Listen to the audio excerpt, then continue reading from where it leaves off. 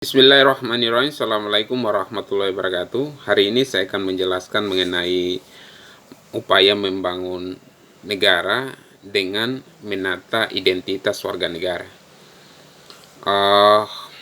Kita menata identitas warga negara itu memang punya korelasi positif ya terhadap bagaimana membangun negara. Salah satunya adalah bagaimana menata identitas warga miskin.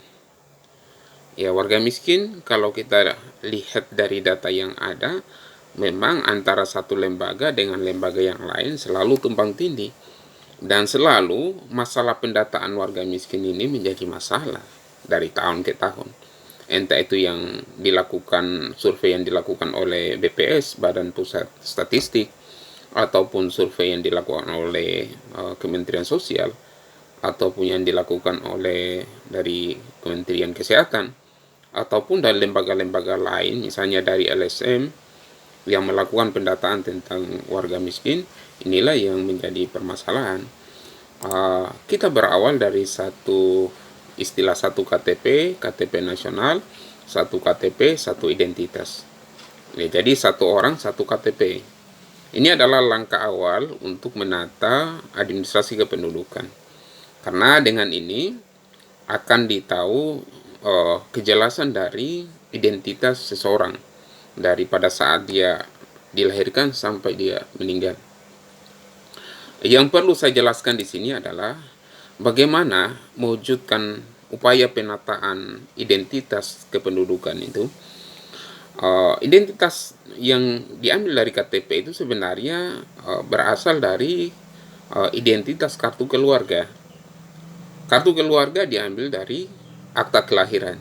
Jadi seseorang lahir itu sudah ada namanya surat administrasi yang dinamakan dengan akta kelahiran. Dari akta kelahiran itu ditahu siapa orang tua dari anak itu tersebut, di mana dilahirkan, bahkan tanggal dilahirkan itu ditahu. Jadi identitas seseorang itu bisa ditahu dari pada saat dia dilahirkan. Kemudian dari akta kelahiran muncul namanya kartu keluarga. Karena ditahu di situ siapa kepala keluarganya, siapa berapa orang anggota keluarganya, di mana alamatnya, kapan tempat tanggal lahirnya, dan lain sebagainya. Kemudian lahirlah KTP. Ada di sini 3 identitas, akta kelahiran, kartu keluarga, KTP harus mempunyai sinkronisasi yang sangat kuat. Tidak boleh ada yang salah. Jangan sampai akta kelahiran namanya Budi, kemudian di KTP namanya Budiono misalnya. Nah, jadi ini sudah salah. Gitu. Meskipun dua kata ini sebenarnya memang ada sama dia. Ya, misalnya katakanlah Budi itu adalah panggilan di desanya, Budiono misalnya panggilan di sekolahnya. Gitu. Biasanya yang salah di sini. Gitu. Oleh karena itu, KTP itu harus berdasarkan pada identitas kartu keluarga dan akta kelahiran. Setelah KTP ini selesai dan dilakukan secara elektronik atau secara secara otomatis ya, lewat mesin ya, setiap warga negara dapat mengakses identitasnya masing-masing. Jadi tidak ada di situ yang yang ditutupi, terkecuali pada data-data pribadi gitu. Misalnya data saldonya gitu. Ya, data saldo ya harus dimiliki oleh pribadi, tidak bisa dipublikasi oleh lembaga manapun gitu ya, terkecuali melalui izin resmi yang mempunyai legalitas yang sah gitu. Jadi tempat tanggal lahir, ya, kemudian identitas lainnya, semuanya harus ditahu oleh masyarakat yang bisa, yang layak untuk ditahu pastinya. Di KTP itu kan ada 3 yang dimasukkan. Yang pertama adalah kita memasukkan sidik jari kita. Jadi sidik jari manusia itu setiap manusia itu mempunyai bentuk struktur sidik jari yang berbeda-beda. Makanya kalau di kepolisian itu cara mengidentifikasi ada pembunuh, siapa yang membunuh itu adalah salah satunya dengan melacak sidik jari dari penjahat itu sendiri. Setelah dilacak sidik jarinya, mereka mengambil sampel struktur dari sidik jarinya itu, kemudian dibawa ke lab, dicari tahu bagaimana orangnya, ciri-cirinya dan sebagainya. Dari mesin itu ditahu bagaimana ciri-ciri secara fisiologis orang tersebut. Bukan hanya sidik jari, tapi lensa mata. Setiap manusia punya lensa mata yang berbeda-beda. Ya, jadi kalau sidik jari itu gagal, bisa menggunakan lensa mata. Nah, jadi dalam KTP elektronik itu memang ada sidik jari yang diambil, ada lensa mata, ada juga tanda tangan gitu. Jadi ada 3 teknik yang dilakukan agar tidak terjadi manipulasi data. Dan ini harus dilakukan secara menyeluruh gitu, agar tidak ada lagi orang yang membuat identitas ganda gitu. Kalaupun ada yang membuat identitas ganda, sebenarnya itu harus kita berpikir bahwa jangan kita menyalahkan orang tersebut 100%.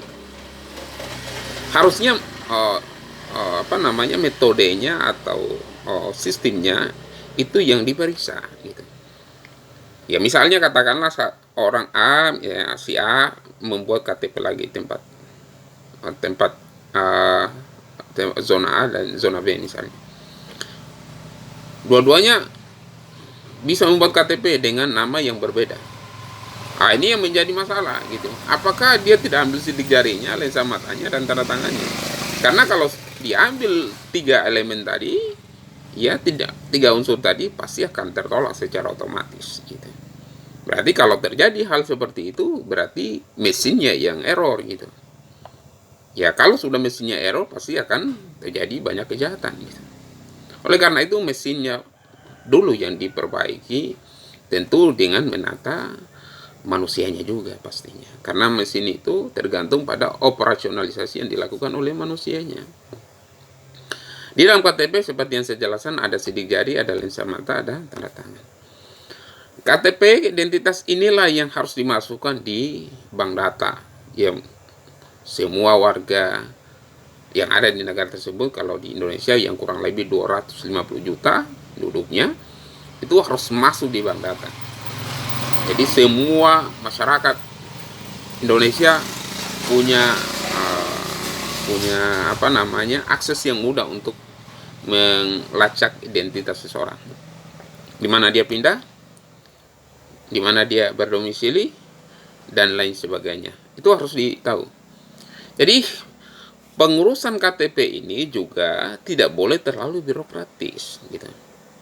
Terlalu birokratis itu artinya lama pelayanannya, kemudian harus membayar lagi. Sekarang memang tidak membayar lagi memang, karena memang sudah ada undang-undang tentang administrasi kependudukan ya, kalau tidak salah, itu melarang tidak ada pungutan tentang pengurusan administrasi kependudukan, baik itu yang mengurus akta kelahiran, kartu keluarga, KTP, ataupun lain-lain yang berhubungan tentang administrasi kependudukan.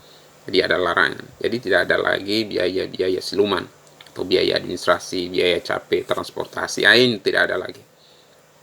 Ya terlepas dari itu ya tergantung pada individu masing-masing ya. Karena negara sudah melarang itu, bahwa warga negara punya hak dan kewajiban untuk melaporkan apabila ada pihak-pihak tertentu yang menyalahgunakan kekuasaannya untuk mencari keuntungan di balik dari proses pelayanan itu. KTP inilah yang saya maksudkan bahwa masuk dalam bank data, dan bank data itulah yang kita kenal atau saya istilahkan dengan big data, data besar gitu. Nah, di sini sistem pertahanan nasional dapat kita lakukan karena semua identitas kependudukan dapat dilakukan di sini, dapat dilacak. Misalnya kalau saya mengurus SIM baru, maka identitas saya harus berujuk pada KTP. Atau saya menggunakan mengurus ATM baru, maka saya harus merujuk pada identitas KTP.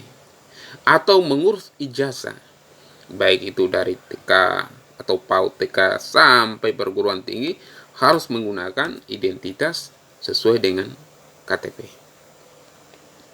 Atau mengurus NPWP, pajak saya misalnya, harus menggunakan identitas berdasarkan KTP. Atau buku nikah, harus mengurus berdasarkan identitas di KTP. Ya kalau katakanlah alamat tempat tinggal itu kan bisa mobile, kan bisa berpindah-pindah. Tetapi tempat tanggal lahir ya tidak bisa berpindah-pindah, tidak bisa. Kalau katakanlah sudah tanggal 1 bulan 2 1980, maka seumur hidupnya akan seperti itu, terkecuali ada kesalahan dalam akta kelahiran. Nah itu berarti kita menarik mundur lagi, ya. Kalau katakanlah ada yang salah di identitas NPWP, dilacak di KTP-nya apakah salah atau tidak. Kalau katakanlah salah di KTP-nya, dilacak lagi di kartu keluarganya, kemudian dilacak lagi di akta kelahirannya. Seperti itulah sistem yang dilakukan.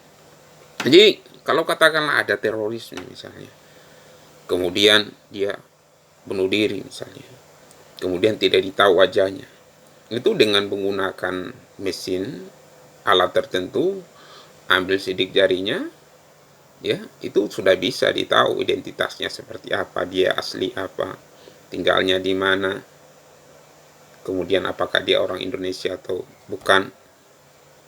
Sangat mudah kalau kita menata administrasi pendudukan.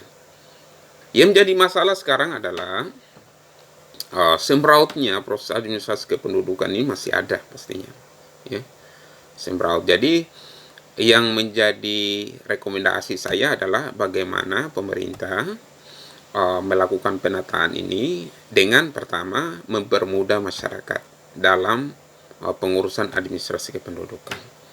Sebenarnya sanksi itu boleh ada, ya, tapi bagi kejahatan yang betul-betul merugikan masyarakat, merugikan negara, gitu. Tapi kalau tidak merugikan, ya kenapa harus dipidana? Cukuplah diberi sanksi secara administratif. Misalnya katakanlah kalau terbukti dia melakukan KTP ganda dan dia belum melakukan kejahatan apapun, hanya karena ada kesalahan di dalam identitas KTP-nya atau hal-hal lain yang sifatnya administratif, ya sudah, ya atur saja di situ, atur saja berdasarkan aturan administratif. Ya tidak perlu dipidanakan kecuali melakukan kejahatan misalnya. Kemudian yang selanjutnya adalah bagaimana pemerintah tadi adalah mempermudah. Yang kedua adalah menghilangkan biaya, sudah dilakukan.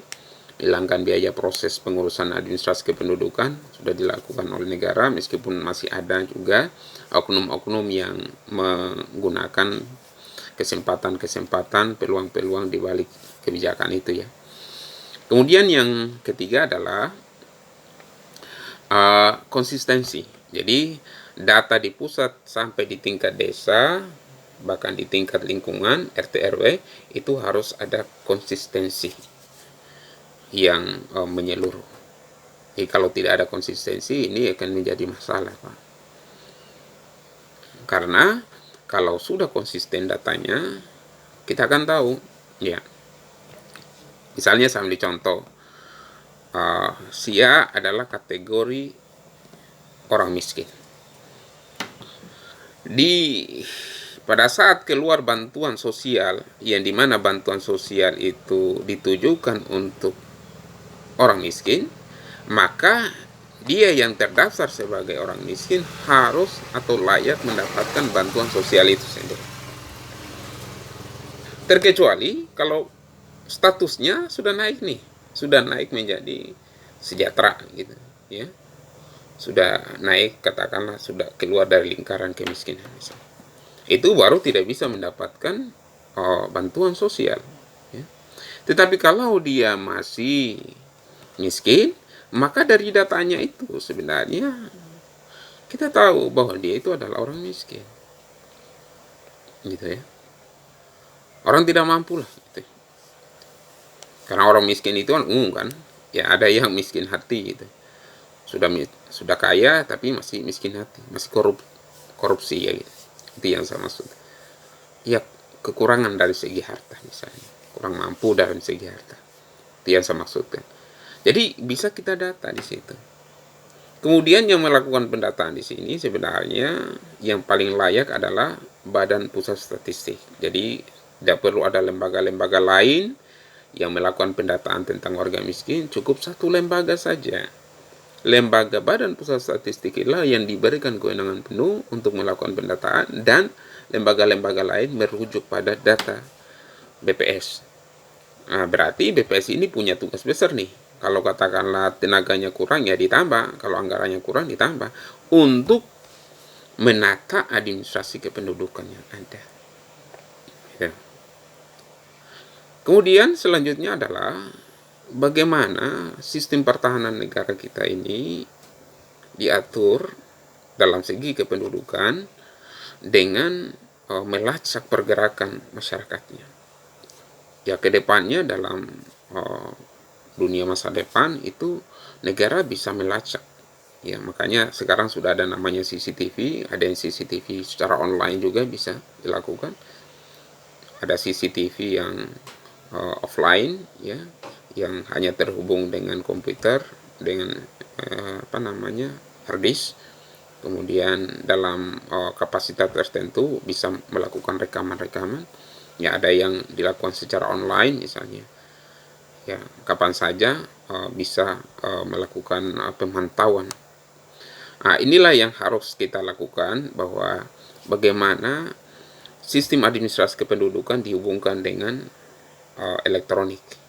Karena hanya jalan ini sajalah yang bisa melakukan penataan administrasi kependudukan dengan menghubungkan sistem secara manual dan sistem secara online.